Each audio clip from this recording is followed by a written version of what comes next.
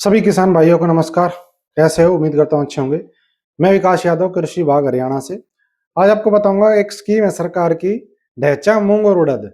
इनके ऊपर सरकार, अगर जो किसान बोता है इन तीनों चीजों में से किसी को भी, तो 1,000 रुपए प्रति एकड़ प्रोत्साहन राशि देती है। पूरी स्कीम क्या है, पैसे मिलेंगे कैसे, क्या करना पड़ेगा, और इसका कंप्लीट मैं प्रोसेस आपको बता रहा हूँ। क्योंकि डिपार्टमेंट में तो मैं एक्चुअल आपको प्रोसेस बता देता हूँ, क्योंकि किसान भाई वो तो देते हैं लेकिन वो फिर प्रोसेस पूरा नहीं होता, कोई ना कोई चीज रह जाती है, फिर उनकी वेरिफिकेशन नहीं होती, उनको पैसे नहीं मिलते। तो इसलिए अगर आप ये चीज करना चाहते हो, प्रोत्साहन राशि लेना चाहते हो, तो आपको पूरी स्कीम का पता होना चाहिए। क्योंकि जहां भी आप सीएससी वगैरह कहीं भी रजिस्ट्रेशन करवाते हो, आप आधी अधूरी जानकारी लेकर के और फिर कर देते हो, फिर उसका बेनिफिट आपको नहीं मिलता। तो पूरी जानकारी मैं आपको देता हूँ। पहली बात तो ये 3 फसल है, ढैंचा, उड़द और मूंग। तीनों में से कोई भी चीज बो सकते हो। ठीक है जी। 1,000 रुपए प्रति एकड़ आपको पैसा मिलने वाला इस चीज का। अब उसके लिए करना क्या है? पहला स्टेप तो ये होगा कि आपको बीज खरीदना है खुद से, प्राइवेट मार्केट से। सरकार पहले बीज देती थी, फिर आप बोते थे। और ये राशि क्यों दे रही सरकार? हरी खाद बनाने के लिए। क्योंकि हम लोग जो है डीएपी यूरिया पे ज्यादा निर्भर हो चुके हैं, रासायनिक खाद डाल रहे हैं, देसी खाद का यूज नहीं करते।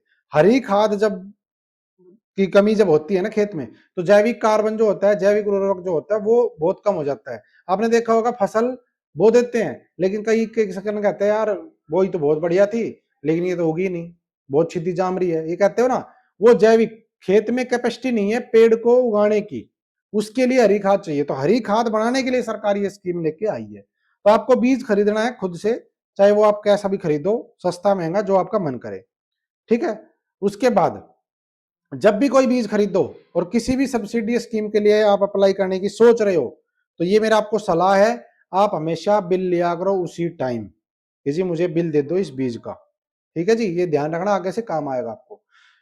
बीज ले लिया आपने, जुताई वगैरह करके जो भी करना, खेत का रोटावेटर कल्टीवेटर करके आपने बुआई करवा दी बीज की, बुआई हो गई। अब ये जो फसल है ये आती है जायद खरीफ में, जायद जो आती है फसल उसमें गिनी जाएगी, क्योंकि बाजरे पहले से कट जाएगी।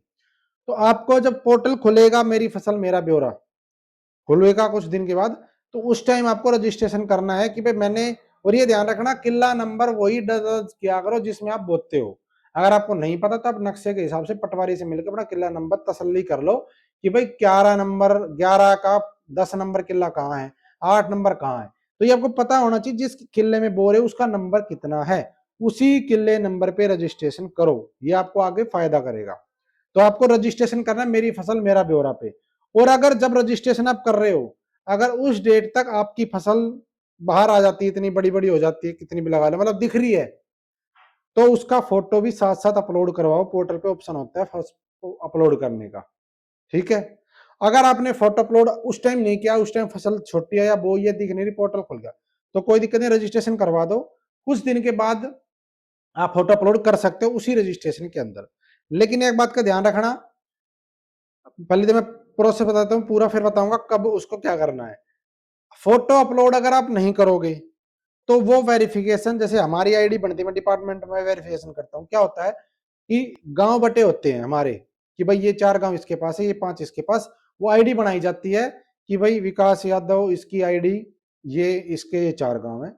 उन गांव के अंदर जब हम अपना नंबर डाल के लॉगिन करते हैं, तो हमारे पास दिखाई देता है कि इस गांव के इस बंदे ने रजिस्ट्रेशन करा, इसने इसने। लेकिन उसकी वेरिफिकेशन तभी हो पाती है, हमारे पास जब शो करेगा जब वो फोटो अपलोड कर देगा। किसानों से गलती यही होती है कि किसान फोटो अपलोड नहीं करता। क्यों? क्योंकि उसको कोई कहता नहीं। अब सीएससी पे गया, उसने कह दिया भाई ढैंचा रजिस्ट्रेशन कर दी, मैंने बो रखा, कर दिया। अब वो कहता ही नहीं कि फोटो अपलोड कर दो यहाँ पे, तो किसान को पता कैसे चलेगा? तो इसीलिए मैंने ये चैनल बनाया, इसीलिए किसानों को मैं जागरूक करूं, किसानों तक बात एक्चुअल पहुंचाऊं, जो डिपार्टमेंट की रिक्वायरमेंट है आप वो चीज करो। सरकार की स्कीमों का फायदा आपको तभी मिलेगा। देखो फॉर्मेलिटी जो होती है ना, वो हर जगह होती है। फॉर्मेलिटी का मतलब ये नहीं कि खाना पूर्ति, फॉर्मेलिटी मतलब उसकी एसेंशियल चीजें हैं ये। आप रजिस्ट्री करवाने जाते हो तो उसका एक प्रोसेस है, भाई ये चीज आपके पास होनी चाहिए, ये आपको करना है। ऐसे ही इसमें है। तो फोटो अपलोड करोगे, तो जैसे मेरे गांव है जो चारों, उसमें कोई आएगा तो जब भी फोटो अपलोड होकर कहीं करेगा रजिस्ट्रेशन, तो मेरी आईडी में खुल जाएगा।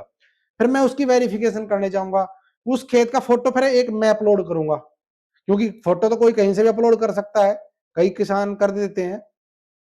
तो फोटो अपलोड करना है आपको, फिर उसकी वेरिफिकेशन हमारे पास आएगी एग्रीकल्चर वालों के पास, फिर वो संबंधित जो भी अधिकारी कर्मचारी होगा वो जाएगा वेरिफिकेशन करने आपके खेत में, उस खेत का फिर फोटो वो अपलोड करेगा, वहीं पे खड़ा होकर, लोकेशन भी आती है साथ में, उसी खेत में खड़ा होकर फोटो लेना है, लेगा और वो उसको अपलोड करेगा। जैसे ही वो अपलोड करेगा आपकी वेरिफिकेशन कंप्लीट है, आप 1,000 रुपए के लाभार्थी हो गए हो। आपके 1,000 रुपए प्रति एकड़ की दर से आ जाएंगे, जितने किले आप बोगे उस हिसाब से पैसा आ जाएगा।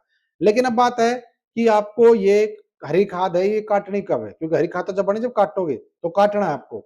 हरी खाद के लिए है ढैंचे की, अगर बात करें तो ढैंचा जब कमर, ठीक है, जो कमर अपनी है कमर तक जब आ जाए तब आप उसकी जो है उसको बहा सकते हो, जुताई उसकी कर सकते हो, ट्रैक्टर से रूटावेटर वगैरह लगा के चला दो, वो मिट्टी में अच्छे से मिल जाए।